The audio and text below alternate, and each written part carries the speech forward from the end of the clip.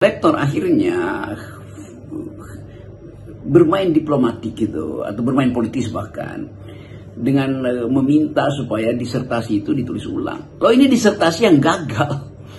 Kan artinya dia mesti DO itu. Jadi sebetulnya kita lihat ini rektor UI ini tidak mampu untuk mengikuti konsistensi keputusan Dewan Guru Besar kan.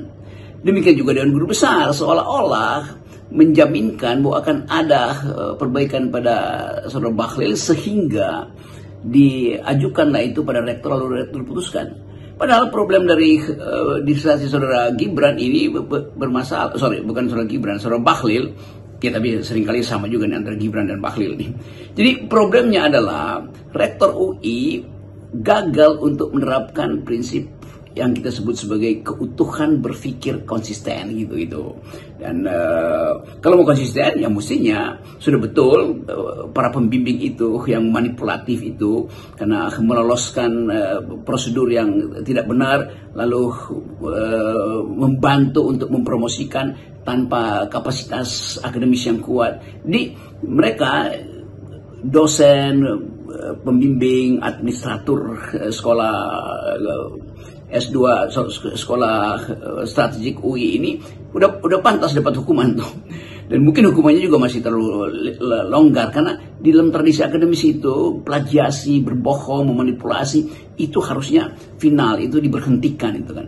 Ini kan bukan wilayah politik yang ada nilai tukar tambahnya. Ini wilayah akademis yang to be or not to be itu, hitam atau putih itu, benar atau salah kan. Itu dasarnya tuh. Jadi memberi sanksi pada para dosen itu udah betul, tetapi membiarkan Bahlil untuk memperbaiki itu yang sekarang menjadi sebut aja proyek busuk kedua di UI kan. Kan ini tidak, bagaimanapun dia DO karena gagal di situ, maka harusnya ya udah DO aja. Jadi jangan kemudian karena Pak Bahlil itu masih penguasa lalu dibuat semacam ya permissiveness itu bahwa oke, Anda bolehlah. Itu tidak jujur secara akademis dan kosong secara moral. Jelas keputusan dari UI ini, karena kalau saya sebut UI karena tidak hanya rektor tapi bersama dengan senat, universitas, majelis wali amanah dan juga Dewan Guru Besar, itu ya keputusan mereka ini pasti akan mempengaruhi kredibilitas UI di mata publik dan yang lebih berbahaya lagi di komunitas akademis dunia. Ini jelas akan merugikan seluruh sivitas akademik UI ya. Kalau tiba-tiba kemudian rankingnya anjlok dan kemudian termasuk setiap kali ada nanti disertasi dari UI atau mahasiswa UI yang mau melanjutkan kuliah tingkat lanjut itu mulai dicurigai ini barang ini ijazahnya atau skripsi atau tesis bahkan disertasinya abal nggak ini gitu ya. Ini apakah tidak terlalu mahal mempertaruhkan kredibilitas UI untuk seorang Bahlil? Iya, beberapa teman akademisi saya itu, kolega saya yang sedang belajar atau bahkan yang ada beberapa yang juga mengajar di Eropa dan di New York di Amerika itu, ya nelpon saya dan menganggap bahwa kok bisa ya ada semacam ketidakutuhan etik di dalam soal kasus Bahlil ini yang nggak mungkin terjadi di universitas-universitas yang betul-betul disebut bukan segala yang mercusuar, tapi juga di dalam tradisi di Eropa atau di mana-mana itu pengkhianatan terhadap metodologi, manipulasi dalam prosedur akademis itu total, itu cardinal sin namanya itu, tingkat kesalahannya itu sangat tinggi itu. Nggak mungkin di situ ada lagi semacam pemaafan atau semacam apa namanya eufemisme bahwa ya ini belum sempurna, ini masih bisa diperbaiki. Bukan, karena dari awal keputusan Dewan Guru Besar itu harusnya berimplikasi final, yaitu mereka yang terlibat dalam skandal ini diberhentikan. Itu dasarnya kan. Tidak mungkin ada semacam margin of sin gitu kan, apa namanya, seolah-olah masih ada yang bisa diperbaiki dari dosa akademis. Itu nggak mungkin itu.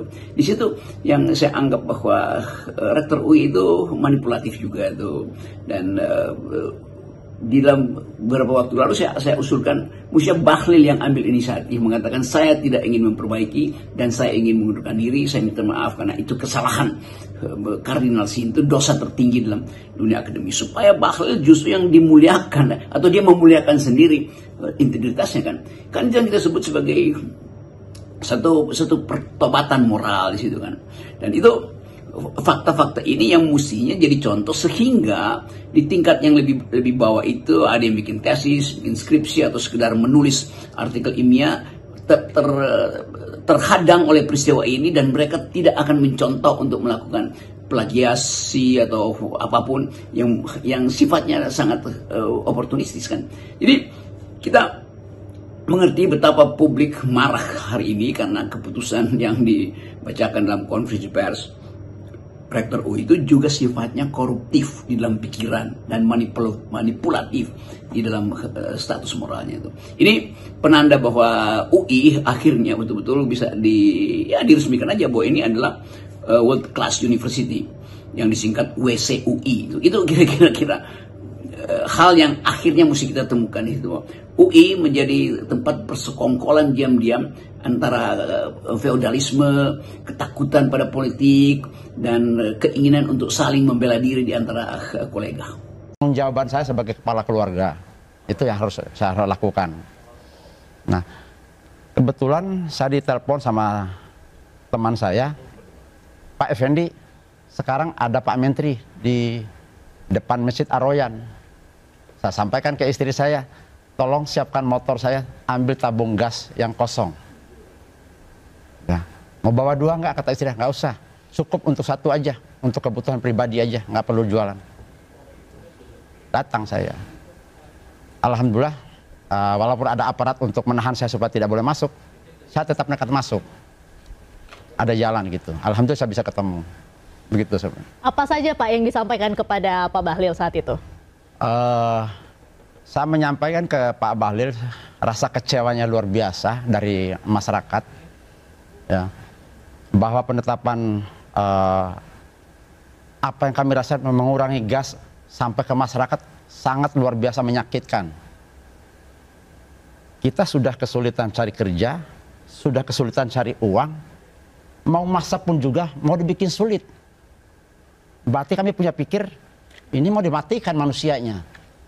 Masyarakat mau dimatikan. Mau pakai alasan apa lagi?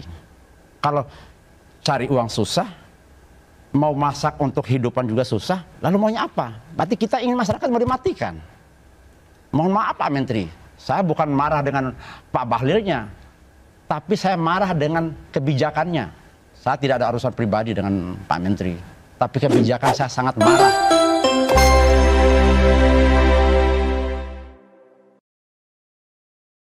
Anak kami lapar, butuh makan, butuh kehidupan, Pak. Oke, Bapak ya. Logika berjalan dong, Pak. Ya. Pak punya alat untuk bertindak. Ya. Bukan rakyat untuk dikorbankan. Itu yang pertama. Yang kedua, ya, kalau kami suruh jadi sub, ya, persyaratannya apa? Tidak ada persyaratan. Ya, saya udah punya salah satu KTP. KTP adalah privasi. Ya. Udah. Bapak, ya. Bapak, saya pikir yang penting Bapak sekarang ambil dulu, Bapak antri, ya. Yang penting penjelasan tujuan negara begitu ya Bapak ya. Kita pingin Bapak dapat dengan harga yang baik, semua kita layani, tidak ada kelangkaan, oke? Oke ya? Saya sekarang lagi masak Pak, saya tinggal demi gas. Iya, kita layani Bapak. Bukan masalah antri gasnya. Anak kami lapar, butuh makan, butuh kehidupan, Pak. Oke, Bapak ya. Logika berjalan dong, Pak. Iya, udah ya. Yang penting ya, itu ya, Pak. Saya kami berjalan, Pak. Udah ya. Dialog. Udah, paham, Bapak. Ya.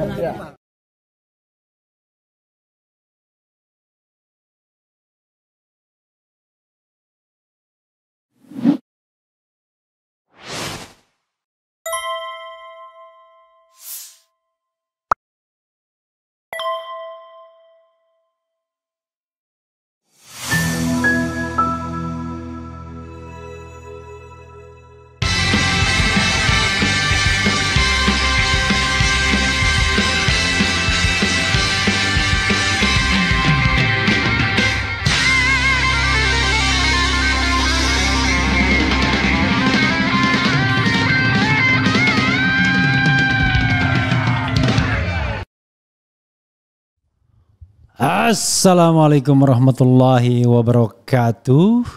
Sobat RH sekalian, jumpa lagi kita di channel yang keren ini. Keren cadas. Ya, Sobat RH sekalian. Oke, kita ambil satu video lagi ya, terakhir. Ini soal akan ada demo besar-besaran di ESDM, mahasiswa dan masyarakat tuntut pemecatan Bahlil. Ya, jadi sebelum saya bacakan beritanya, begini sahabat daerah sekalian. Memang ada menteri-menteri Prabowo yang quote unquote menjadi the common enemy karena dianggap link to Mulyono. Dan diharapkan dia di reshuffle. Nah, salah satunya adalah tentu Menteri Bahlil yang paling kontroversial. Ya, berikutnya di situ ada menteri-menteri yang memang sudah eksis sejak zaman Jokowi Jilid II. Mereka juga dianggap loyalis Jokowi yang ditekankan kepada Prabowo, didiktekan kepada Prabowo pada tanggal 13 Oktober ketika Prabowo menyambangi Jokowi di Solo. Dan konon katanya berantakan tuh strategi itu. Pada tanggal 13 itu Jokowi konon ya, saya dengar dari Abdullah Hamahuwa dalam suatu pertemuan dan saya tidak klarifikasi lagi dari mana sumbernya. Ya, sering juga dikatakan Said Didu misalnya dari sebuah sumber katanya konon Jokowi mendiktekan bahwa orang-orang tertentu ini harus masuk kabinet. Maka ada beberapa korban yang tadinya mau direkrut nggak jadi direkrut seperti Hatta Rajasa. Macam-macam lah tim Prabowo yang senior. Karena menteri-menteri senior itu ex ini semua, ex Jokowi semua. Ya, ini titipan Jokowi. Kemudian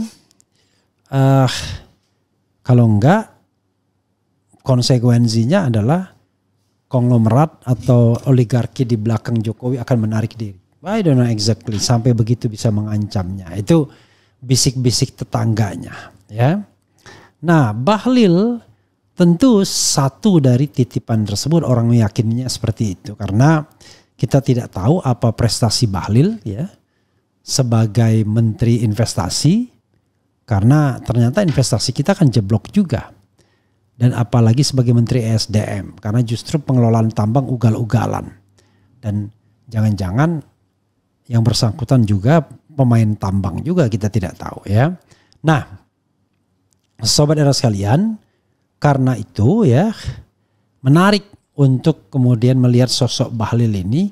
Orang berpikir apakah loyalis Jokowi ini akan tetap dipertahankan oleh Prabowo Subianto.